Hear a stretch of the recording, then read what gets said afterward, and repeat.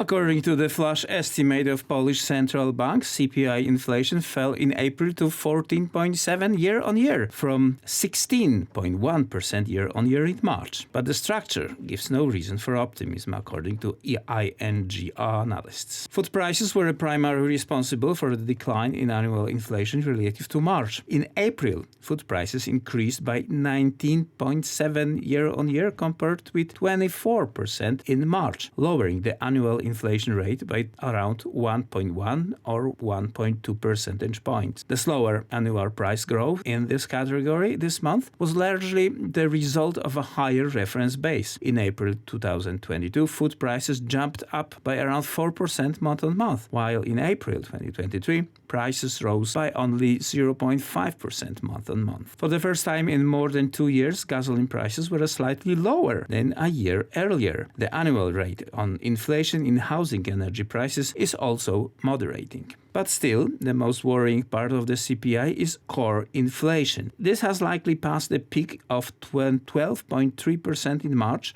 The ING economists estimated it at 12.2% year-on-year. But the month-on-month dynamics remain solid. Prices grew by 1.2% month-on-month, which is still close to the worst months of 2022 and close to the first quarter of 2023. Only the seasonal adjustments show any marginal improvement here. Friday's data confirms that inflation remains a major concern. It is encouraging to see it falling, but this is mainly due to the end of the energy shock and was supported by April by a strong base effect in food prices. In the ING view, the persistence of core inflation is due to the fact that the demand barrier to price rises is still too low. They expect a decline in consumption of 2 quarters, but after several years of booming incomes and consumptions, companies are still able to pass costs onto prices. In addition, businesses are probably still using up stocks purchased just in case at high prices. Core price growth has been above 1% month-on-month in recent months, suggesting that prices pressure remain high. And bringing inflation back to target will be a major challenge for the National Bank of Poland and will not materialize anytime soon. At the end of 2023, we see the headline inflation rate below but close to 10%. In the ING Bank view, in the context of stubbornly high core inflation, there will be no conditions for interest rates cuts in 2023, and the monetary easing cycle will start at the end of the third quarter